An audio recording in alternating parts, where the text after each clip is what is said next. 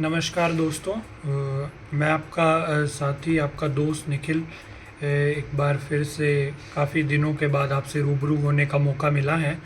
और मेरा कोई मकसद नहीं था वीडियो बनाने का, परंतु घटना ही कुछ ऐसी निंदनीय है कि इस पर वीडियो बनाना मुझे पड़ा। और बहुत से लोगों के मुझे सवाल भी बार बार आ रहे हैं टेलीग्राम पे कि सर इसका क्या होगा, अब क्या करें, कैसे करें। तो आज मुझे उन सवालों को मद्देनज़र रखते हुए वीडियो बनाना पड़ा। तो आज की वीडियो में मैं आपको सीधा पहले से ही बता देता हूँ कि मैं किन किन सवालों पर डिस्कशन कर रहा हूँ, या जो सवालों के जवाब मुझे कहीं से मिले हैं जहाँ मैंने उनको डिस्कस किया था। तो मैं आपको सवाल पहले बता देता हूँ ताकि अगर आपको लगे कि ये सवालों से आपको कुछ मिल सकता है तो आप वीडियो देख लीजिएगा, नहीं तो फिर आपका समय ही बर्बाद होगा। तो मेरा कोई मकसद नहीं है कि मैं आपका समय बर्बाद करूं। तो पहले आप सवाल सुन लीजिए, अगर आपको लगे कि वीडियो देख लेनी चाहिए तो देख लेना, नहीं कोई बात नहीं। तो मेरा एक सवाल तो ये कि कैंसिल नहीं होगा, ऐसा कुछ रवैया सरकार का है। तो अगर कैंसिल नहीं होगा तो फिर क्या क्या हो सकता है। सेकंड मेरा ये है कि विपक्ष की भूमिका क्या है, what is the role of opposition in this matter.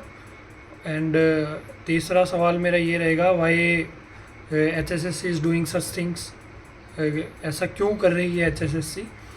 Y 41 question repeated only, is 41 question repeated only coincidence, क्या एक महज इत्तफाक था कि किसी एक पेपर में 41 क्वेश्चन रिपीट हो जाएं।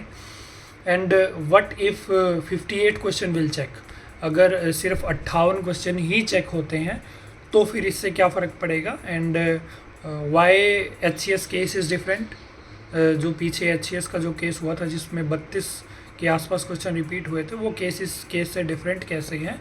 And what's the opinion of high court advocates, जिन एडवोकेट से मैंने बात की है उनका ओपिनियन क्या है। And what about the monsoon session of Vidhan Sabha. कल मैं कुछ MLA से भी मिला था, MLA हॉस्टल में, वो इत्तेफाक से ही गया था मैं वहाँ पर, तो उनसे भी मैंने कुछ डिस्कशन करने की कोशिश की थी इस बारे में। And if cancel then what's the new date, अगर कैंसिल हो जाता है तो नया डेट्स क्या रहेंगे। एंड व्हाट अबाउट द 56, तो जो ग्रुप 56 है उसके बारे में क्या सोचना है।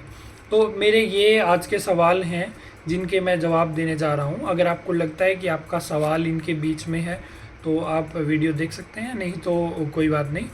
तो सबसे पहला सवाल तो ये है कि आजकल मुझे जो सुनने में आ रहा है या जो इनपुट है कि सरकार इस पेपर को कैंसिल करने में कोई ज़्यादा इच्छा नहीं दिखा रही है, उन्हें लगता है कि नहीं करना चाहिए कैंसिल।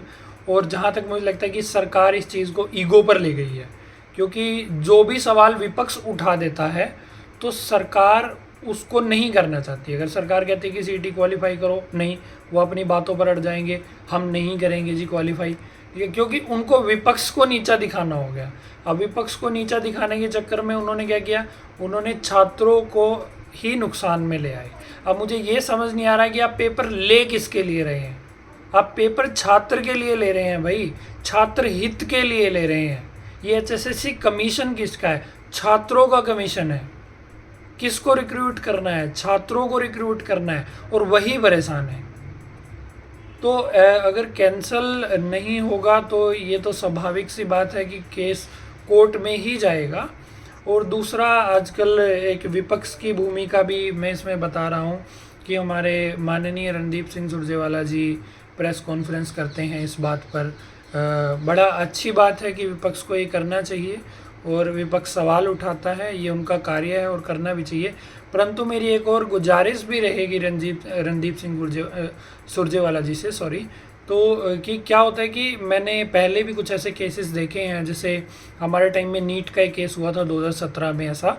तो विपक्ष में ने उसमें क्या भूमिका निभाई थी, नीट का केस यूजुअली सुप्रीम कोर्ट में लगता है, तो विपक्ष ने जो विपक्ष के एक वकील होते हैं कपिल सिब्बल जी, बड़े ही माननीय वकील हैं सुप्रीम कोर्ट के, तो वो विपक्ष की तरफ से, हालांकि वो कोर्ट के समित गुप्ता जी ने लगाया था, पर विपक्ष की तरफ से कपिल सिब्बल जी ने सुप्रीम कोर्ट में जाकर अपनी तरफ से उस केस की सुनवाई की।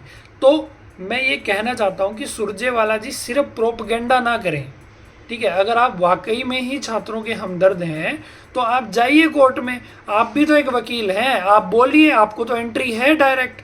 आपके क्या पहले एडवोकेट जनरल नहीं रहे आपकी सरकार में? उनको भेजिए। क्यों छात्रों को 8-8 10-10 लाख रुपए देकर एक वकील हायर करना पड़ता है और फिर उसके बाद वो कोर्ट केस करते हैं? विपक्ष अगर इतना ही हमदर्द है हमारा तो जाइए, आप बोलिए अपने पुराने एडवोकेट जनरल्स को, आप खुद जाइए, आप खुद वकील हैं, आप लेटरल एंट्री कर सकते हैं कोर्ट के अंदर, आपकी एंट्री को मना ही नहीं है, आप जाकर बोल सकते हैं कोर्ट के अंदर, आप एक वकील हैं। तो आप अपनी विपक्ष की भूमिका की लीपापोती मत कीजिए, आप काम कीजिए सही से। एक तीसरा क्वेश्चन जो मैं कह रहा हूँ कि why HSSC is doing such things. HSSC ऐसा काम क्यों कर रही है? मुझे नहीं लगता कि किसी पेपर के अंदर 41 क्वेश्चन का रिपीट होना एक महज कोइंसिडेंस या इत्तफाक हो सकता है, ये एक साजिश है।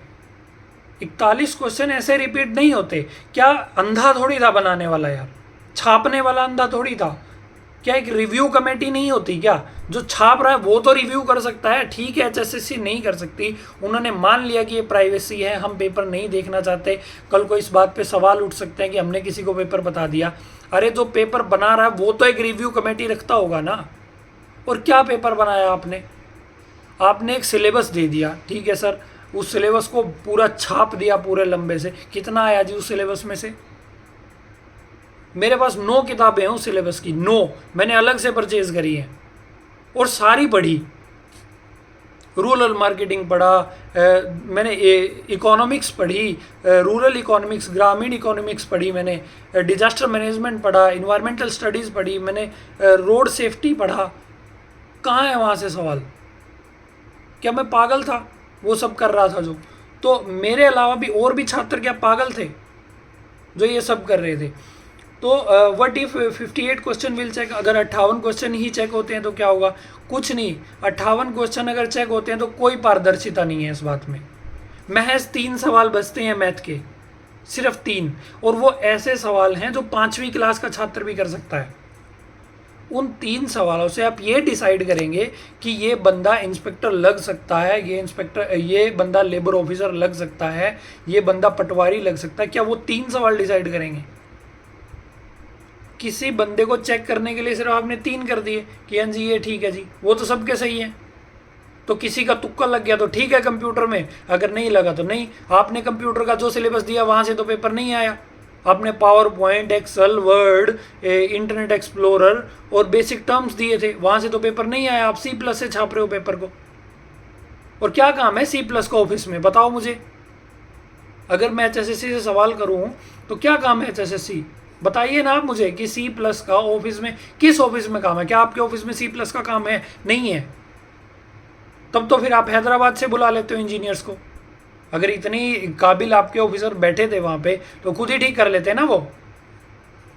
अब कुछ लोग कह रहे हैं कि सर HSSC में भी 32 सवाल रिपीट हुए थे, वो नहीं हुआ था। भाई HSSC का C-सेट था, वो मैंने भी दिया था। HCS का था जो, वो पेपर C-सेट था। और C-सेट एक महज क्वालिफाइंग नेचर होता है, उसमें 33% नंबर लेने थे। अब मान लीजिए किसी के 37 नंबर हैं, वो भी क्वालिफाई था, 40 हैं, वो भी क्वालिफाई था, मेरे 80 थे तो मैं भी क्वालिफाई था। तो उससे फ़र्क नहीं पड़ रहा था ना, वहाँ 37 और 80 बहुत इक्वल थे।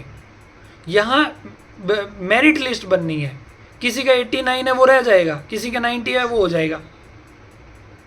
बताओ, यहाँ 1 नंबर से फ़र्क नहीं पड़ रहा क्या? और वो 1 साल पहले के PY के होते, वहाँ हर एक स्टूडेंट दोबारा से HCS नहीं देता। बहुत सारे लोग IAS निकल जाते हैं, MPSC निकल जाते हैं, राजस्थान सिविल सर्विस में निकल जाते हैं, बहुत सारे छोड़ भी देते हैं। वहाँ number of students repetitive manner में नहीं थे। यहाँ पर 1 दिन बाद आप सेम पेपर छाप रहे हो और नंबर ऑफ स्टूडेंट सब सेम थे। तो एक और सवाल था कि what the opinion of high court advocates. तो मैंने हाई कोर्ट्स के, मेरे कुछ दोस्त हैं जो वहाँ पे एडवोकेट हैं, काफ़ी साल से प्रैक्टिस कर रहे हैं, तो मैंने उनसे भी ओपिनियन लिया था एंड दे ऑल सेड कि ये क्लियर कट केस है, इस पे सरकार को बैक एंड पे आना पड़ेगा और उनको बैक फुट पे भी जाकर इस पेपर को कैंसिल करना पड़ेगा। तो ये तो सीधा सा तौर है कि सरकार कुछ भी कहती रहे कि कैंसिल नहीं होगा, ये तो होना ही है। ठीक है, ऐसे नहीं तो उसको कोर्ट करेगा। अगर फिर भी नहीं हुआ तो समझ लेना कि तानाशाही है सर। कुछ लोग मुझे भी बोल रहे हैं कि नहीं आपका अच्छा नहीं होगा। भाई बहुत से लोग थे, मैंने उनको अपनी OMR भेज दी है और मुझे फ़र्क भी नहीं पड़ता। ठीक है, मेरे अभी भी मेरे पहले में भी 79 के आसपास बन रहे हैं और इसमें भी 85 के आसपास बन रहे हैं, और दोबारा पेपर होगा तो भी मेरे इतने ही बनेंगे, मुझे इतना पता है। ठीक है, और जो और भी टॉपर हैं, चलो मैं टॉपर नहीं हूँ, ठीक है, मैं मानता हूँ, पर और जो भी लोग टॉपर हैं उनके इतने ही बनेंगे। ठीक है, मान लेता हूँ मेरा तुक्का लग गया होगा भाई। ठीक है, पर मेरी इसमें कोई वो नहीं है। अगर कैंसिल होता है तो मैं खुश होता हूँ, क्योंकि वो न्याय होगा उन लोगों के साथ जिन्होंने पेपर नहीं देखा था। ठीक है, और एक कंडीशन भी होती है। मैं सच बताऊँ तो मैंने 16 मिनट में पूरा पेपर कर दिया था। मैं पूरे पेपर पे घूम गया था 16-17 मिनट के अंदर, और पेपर में बैठने के बाद फिर मुझे उसी टाइम एहसास हो गया था कि ये पेपर कैंसिल हो जाएगा। और जब आपके मन में एक ऐसा एहसास आ जाता है कि आपका पेपर कैंसिल होगा, तो मुझे लगता है कि आप इतने एफिशिएंट नहीं हो पाते एग्ज़ाम के अंदर, बिल्कुल भी नहीं हो पाते। तो एक सवाल और है कि व्हाट इज़ इन मानसून सत्र, मानसून का जो सेशन अभी आने वाला है विधानसभा का, उसका क्या है। तो कल हम MLA हॉस्टल थे, तो मैंने ये सवाल उठाने की भी कोशिश की थी कुछ MLAs के सामने, एंड दे ऑल सेड कि ये हमारे संज्ञान में है और ये सवाल तो बाकायदा उठेगा मानसून सत्र के अंदर अगर HSSC इस पेपर को कैंसिल नहीं करती है। तो फिर कहते हैं कि कुछ लोग कि क्या सर ग्रुप 56 का पेपर भी कैंसिल होगा, ग्रुप 57 का सॉरी, तो क्या ग्रुप 57 का पेपर भी कैंसिल होगा या सिर्फ ग्रुप 56 का ही होगा। देखिए, ग्रुप 57 का पेपर नहीं कैंसिल होना चाहिए। ठीक है, इसमें कोई स्वार्थ वाली बात नहीं कह रहा हूँ मैं। ठीक है, क्योंकि वो पेपर एक तरह से सही लिया गया था। अगर ये पेपर 5 को हो जाता तो फिर ग्रुप 57 का कैंसिल होता, ये एक नॉर्मल सी बात है। ठीक है, तो ग्रुप 57 का पेपर मुझे तो नहीं लगता कि कैंसिल होगा, तो सिर्फ 56 का ही होगा, और वो भी कोर्ट केस के थ्रू होने वाला है। डायरेक्ट तो HSSC नोटिस नहीं पास करेगी। अच्छा, एक सवाल था कि अगर पेपर कैंसिल हो जाता तो न्यू डेट्स क्या रहेंगे।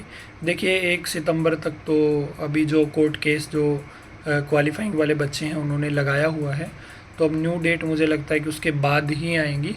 और ये जो जितना भी कांड रचा जा रहा है, ये सिर्फ और सिर्फ ऐसा नहीं है कि HSSC एफिशिएंट नहीं है, या उनके पास ऑफिसर्स नहीं है, या उनके पास बुद्धिजीवी लोग नहीं है। उनको सब पता है। ये सब जितने भी एक्ट हो रहे हैं ना, ये सब प्री प्लान्ड लगते हैं मुझे तो। सब पता है उनको। क्या इतने बेबुदे लोग नहीं है वो, इतनी दिमाग तो है उनके अंदर कि ये चीज़ हो रही है तो हमें ऐसे करना है। एफिशिएंट हैं, but they want to delay, वो डिले करना चाहते हैं चीज़ों को। क्यों? क्योंकि लास्ट में इलेक्शन आने वाले हैं, और इलेक्शन पे फिर सबको याद रहेगा जी हमने 32,000 वैकेंसी दी थी।